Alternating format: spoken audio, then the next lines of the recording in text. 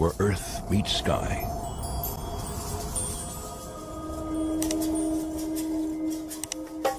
Prowling this broken landscape is one of the most rarely seen creatures on Earth, the snow leopard.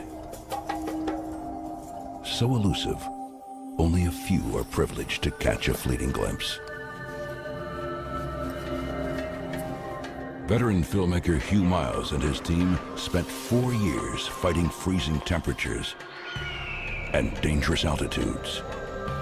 Sometimes these mountains can seem cruel, and the sub-zero temperatures feel unrelenting. Their dogged determination is rewarded with never-before-seen footage. But glimpse it for a moment, and then it's gone.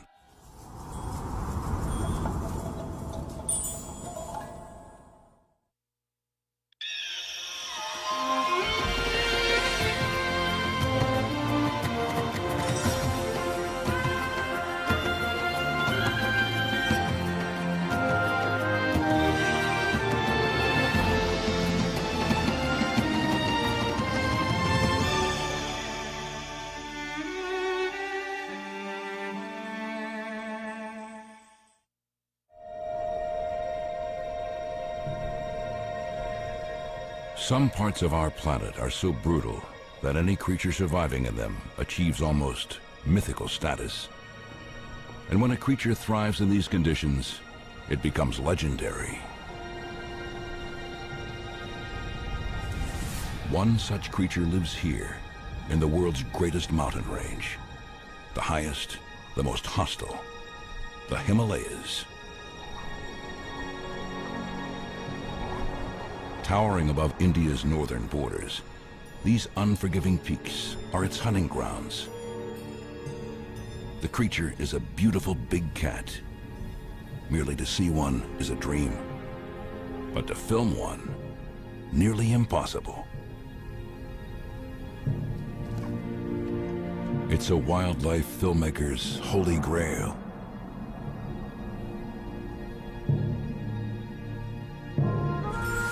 The snow leopard.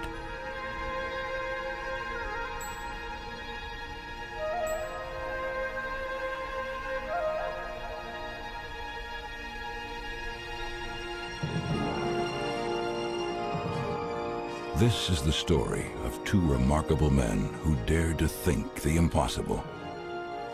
They believed they could find and film the snow leopard up close and personal. It would take the team 4 years to conquer this Everest of the natural world. Like many mountain adventures, it was a quest that was to end in both tragedy and triumph. But all that was to come as veteran filmmaker Hugh Miles and his team headed into the mountains on their first expedition. I've wanted to make a film about snow leopards for as long as I can remember. Not just because I love cats, but because the bigger the challenge, the greater the rewards. Or so they tell me. Trouble is, I think I'm probably too old to keep climbing these precipitous mountains every day. So I hired wildlife filmmaker Mitchell Kelly to spearhead the challenge. I've been crazy about snow leopards ever since I was a young fella. They're beautiful and they're rugged and they're mysterious. And they must be perhaps the most potent emblem of wildness left on the planet. When you look at terrain like this, you realise why snow leopards are so difficult to film. But it'll be almost impossible to film them alone. So up ahead is Numgill. He's the horseman, and he lives in the village just up valley. And he's an incredible animal spotter. We also have Cheetah as the chief guide, and they've both seen snow leopards quite a few times. These local mountain people are incredible. They're tough, they're resourceful, and they have a great sense of humour. And no doubt they'll need all these qualities before we finish this film. But we need a special place as well as special people if we're to succeed. And we think we have that too. Snow leopard populations are fragmented, and they're thinly distributed throughout the remotest mountains of Central Asia, places like Russia, Mongolia, China and Tibet, right through the Himalaya, and as far west as Pakistan and Afghanistan, possibly over 2 million square miles. But a particularly good place is in the northern Indian state of Jammu and Kashmir, and we're in Ladakh's Hemis National Park, just here. We think this is a good place, not just because of the rugged terrain that the snow leopards use, but because the people who live here do see snow leopards from time to time. How many there are is a mystery which we hope to solve.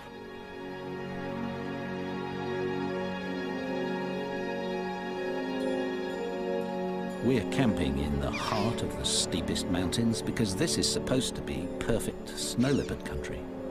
It's certainly tough walking country. In fact, we're probably crazy to even try to film snow leopards because they're so rare. But that's what makes them so desirable. You know they're out there somewhere. Trying to find them becomes an obsession.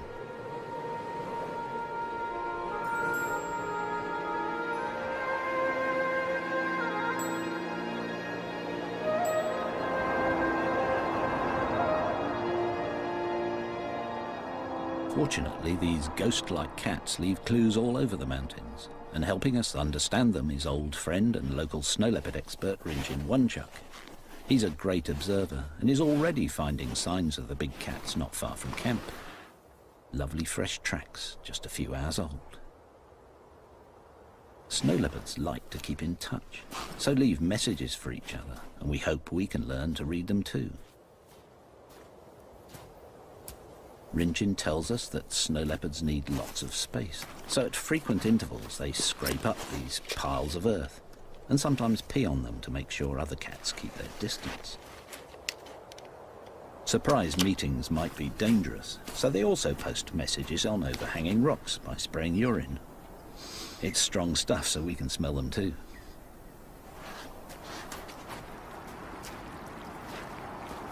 Snow leopards share these mountains with local herders, and because predators like snow leopards and Tibetan wolves occasionally kill domestic stock, the local villages are a good place for us to find out if the big cats have been seen recently. Much of this area of the Himalaya is blessed with the Buddhist faith, and as this culture reveres all life, predators are usually tolerated. Rinjin visits these villages regularly, and as our horseman Namgel lives here, we'll always be on the local grapevine. Mind you, the villagers hardly ever see snow leopards, but they know that the cats do a lot of walking and have big territories, so finding them in this rugged terrain will be challenging. Snow leopards are only 6 to 7 feet long and really well camouflaged. And we don't even know how many there are living here. A handful at most.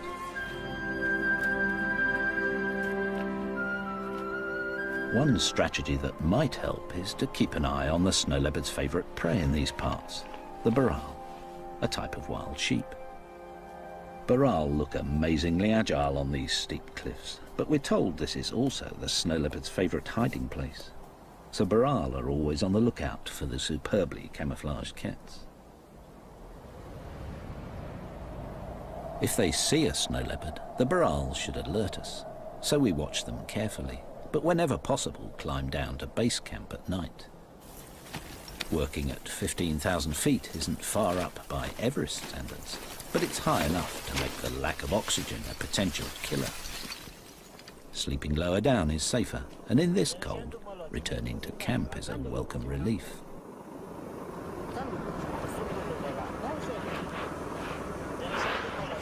Tasty meals are supplied by our Ladakhi team, giving us all a chance to discuss our strategy. Snow's good though. Good for tracking. Yeah. Be worth trying. Thanks, Arm. No, it's okay. Oh, gotta get out there. The team has a plan, but after just 3 weeks, the high altitude and freezing temperatures are taking their toll. Few have come this close to finding snow leopards before, and they're discovering why.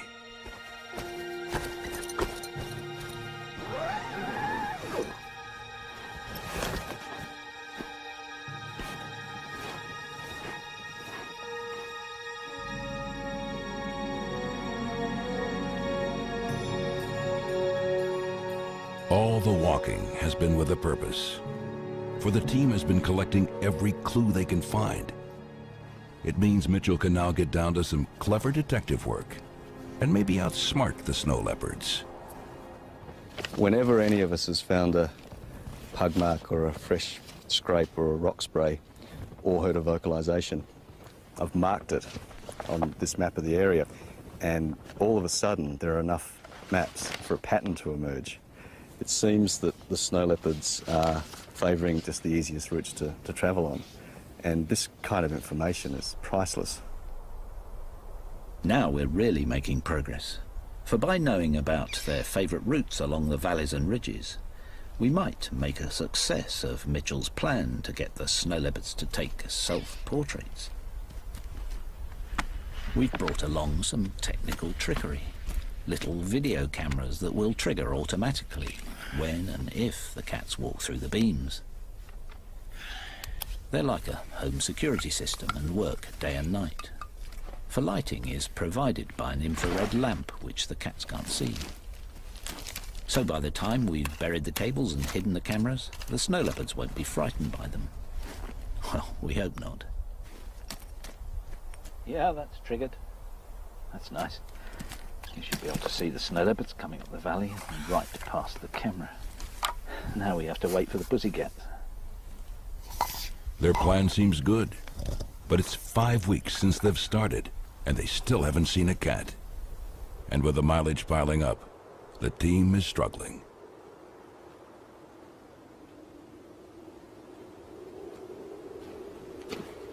We've all been walking for 13 consecutive days without exposing a single frame of film. And I guess I should be getting discouraged, but patience always was going to be a big part of making a film about snow leopards.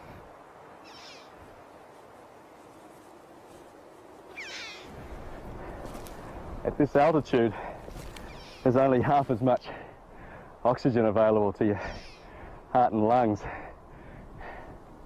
Trying to learn to think like a snow leopard. Just wish I could breathe like one.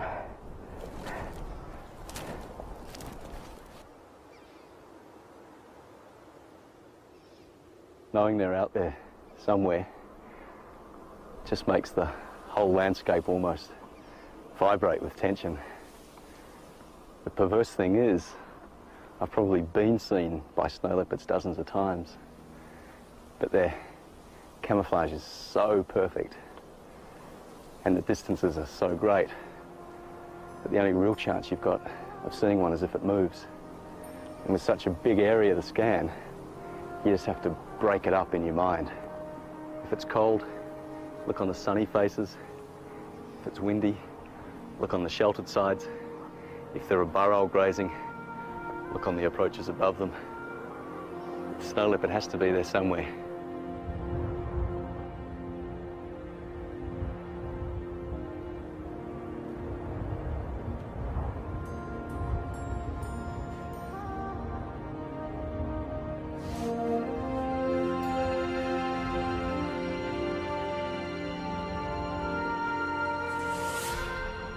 There it is.